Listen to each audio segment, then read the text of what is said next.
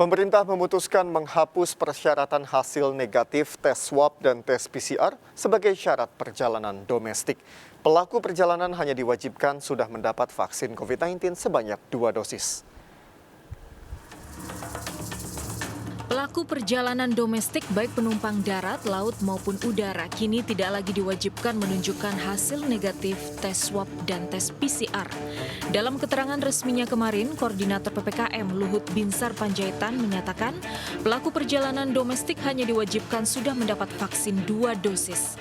Kebijakan penyesuaian tersebut dalam rangka transisi menuju aktivitas normal. Pertama, pelaku perjalanan domestik dengan transportasi udara, laut maupun darat yang sudah melakukan vaksinasi dosis kedua dan lengkap, sudah tidak perlu menunjukkan bukti tes antigen maupun PCR negatif. Hal ini ditetapkan dalam surat edaran yang akan diterbitkan oleh kementerian dan lembaga terkait yang akan terbit dalam waktu dekat ini.